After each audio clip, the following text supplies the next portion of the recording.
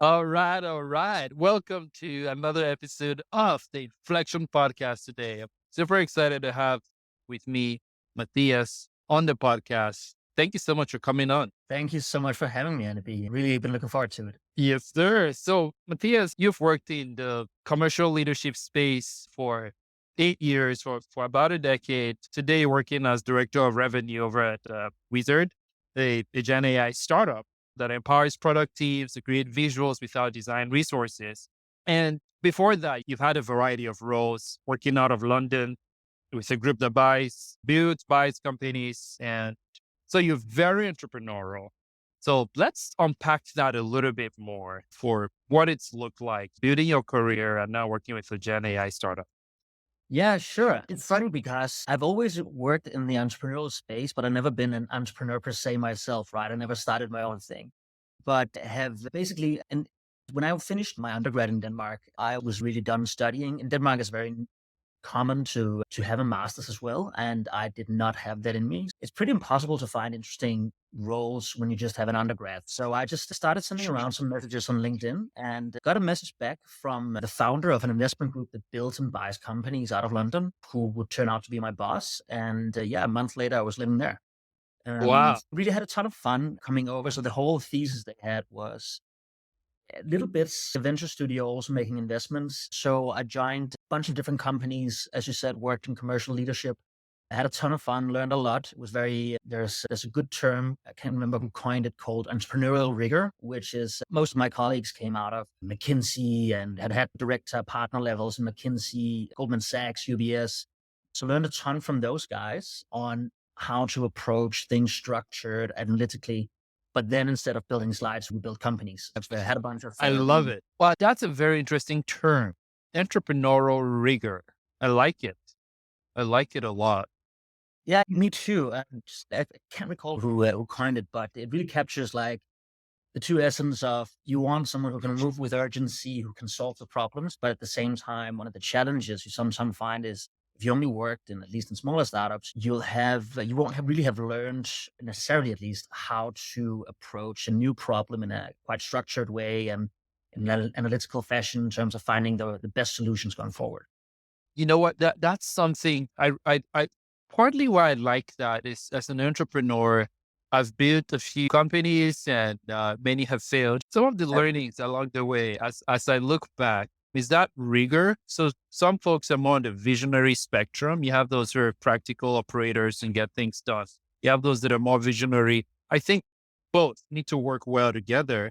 And that's something if I could go back in time to do, I would have looked for those operators a lot sooner with entrepreneurial rigor that we could execute on things together in lockstep. And also, as I look back, there's a term that I've also been thinking about lately and using, and it's called pragmatic optimism. It's this idea of you're still optimistic and your demeanor towards life is one of hope. You're hopeful, but you also back it up with execution.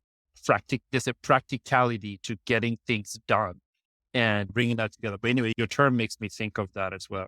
No, I think that makes perfect sense, right? Going back to Andy Grove and only the paranoid survive. I think the challenge is if you're paranoid all the time, but and not optimistic, you'll just drown in that paranoia, pessimism, right? So Yeah, being short-term pessimistic and long-term optimistic in some ways. I like that. I literally have that book in my library right now, my Audible to listen to Only the Paranoid Survive.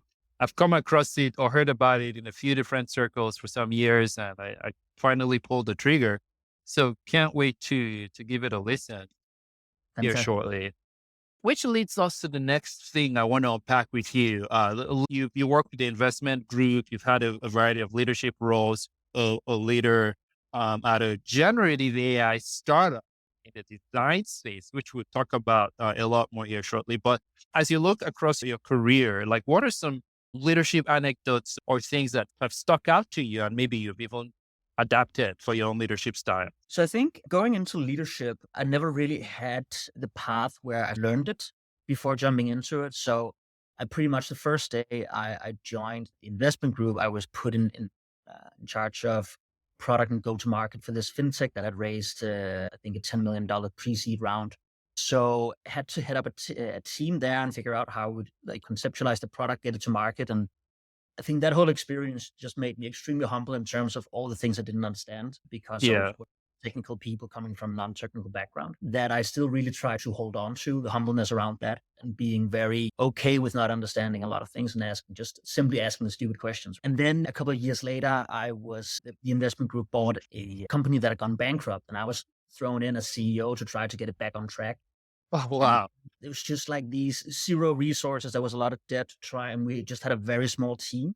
Luckily for me, it was a team of absolute rock stars, to use a very overused term, but incredibly talented in their own domains. So I think that really, there was like a very good practical lesson in the value of just surrounding you with people who are extremely good at their own domain, domain and their expertise. That was really, I think that core team to begin with was like the whole reason why we ended up being very successful in the company. That's the Wow. second really powerful lesson for me there was, and it's such a cliche, but surround yourself with people who are much better at different areas than you are. And Yeah. also, that's some of the lessons I'm really bringing into where we are today in Wizard, which is we are in a stage where we're very much at the forefront of what we're doing. There's not a lot of companies that are where we are in terms of generative AI and design. We are at the intersection between two extremely interesting industries right now, right? You have Yeah. design industry with Canva and Figma, two of the world's highest valued startups. And then we have the Gen AI, which is also by far the most hyped, tons of capital and insane advances every single day. And combining those two is very much into completely unknown territory. All we really have to go on are the principles and things we've picked up in the past and try Yeah. to apply that to the new way forward. Oh my goodness. You straddling both in the squarely with Gen AI and design. Two things that I'm passionate about and I'm all for it. I'm a big fan of Wizard. Use your tool at some startups I've worked at and been able to create quick prototypes like super fast and adapt it for you. So I saw Wizard in action firsthand 2 years ago, and you've come a long way since then, even now. So that's phenomenal. It's like you said, there's so many strides in the Gen AI space. It's ridiculous. Can't even keep up with it. It's new markets, new competitors, new markets, new entrants every single day. It's Yeah. it's fascinating. How does the team stay competitive though in that space? Because you've been around for years now and you stayed on the cusp. You have a lot of users. Your email list alone has over 300,000 people. So it's like people are watching you and following your journey. So how do you keep users? Like how do you keep growing and staying in the game, so to speak? So I think it's been very much a matter of figuring out what's the next step in our journey. What's the you said in the beginning, it's a matter of combining the visionaries and the pragmatic operators, right? And we're Yeah. very lucky to have some very visionary founders who has a strong vision for where the company is going. And then it's about figuring continuously executing that vision. So if we look at where the company started, or go all the way back 6 years, where it started as something called Pix to Code, it was literally one of our features today, one of our AI features that came out of, I think it was a thesis at university, right? Since then, pivoted the company, built out the editor, layered on much more powerful generative AI features that has, of course, also been made more accessible due to the industry's advances. But what we're doing now is really saying, okay, what are the things around that we need to build out? How do we take this tool? As you said in the beginning, it's a tool that empowers product teams to portray their vision without any design skills. How do we enable them to do that at a bigger scale? So a really strong part of our ICP in the past and still today are, as you can imagine, founders and people working in smaller companies who need to build something out, who need to portray and show to investors or to show to a designer they've hired or consultant what they want.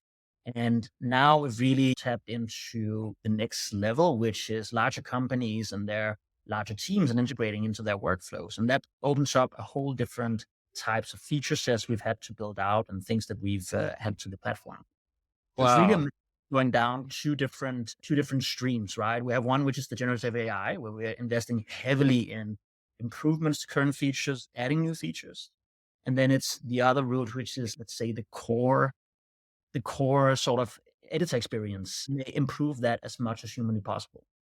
So those are the Okay. two, the combination of those two are the big bets we're making. That's also where you'll see, as you said before, talked about, there's so many new entrants and takes on generative AI and design. But because we have the entire editor built out, we actually have a product where you can manipulate and edit the output you're getting from the generative AI, which is really where we differentiate ourselves in the market.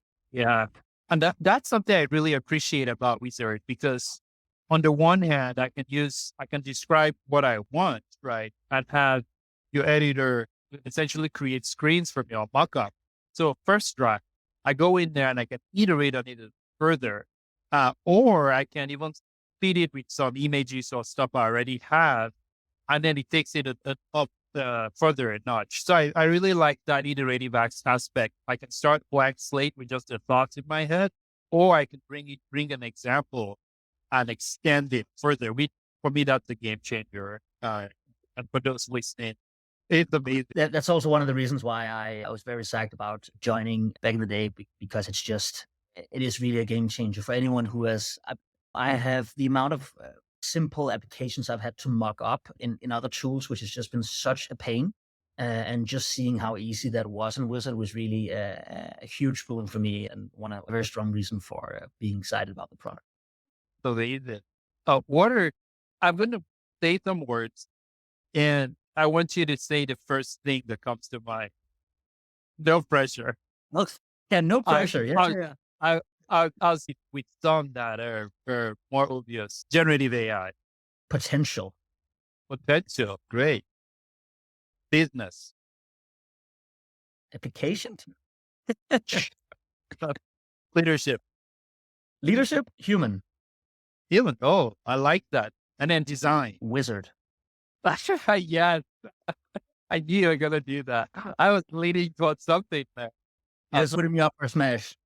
What are some things on the horizon though for Wizard? I know you've alluded to a few here, but for those listening, like what are some things that you're looking forward to with Wizard, and how can folks? So the vision of the company is very much to democratize design. And let's say we have a couple of features coming up in the next 3 to 4 months. Ooh la la. Will take a huge step in that direction. So like one of the challenges is, of course, if you're sitting in a big company, you have really strict guidelines on what are the things that you like, what fonts do you use, what colors do you use, how do things look like, what are the right components, and so on. And that's one of the things we're building out at the moment. And I think combining that with a generative AI solution is going to be something completely unique in the market. Very much looking forward to that. It's gonna be a different game after we launch that. Yeah, total game changer. Thank you so much, Matthias, for coming on the podcast with me today. We'll add the links and more details to the show notes for those listening. Thanks so much for having me, man. Pleasure. All righty. Yes, get it.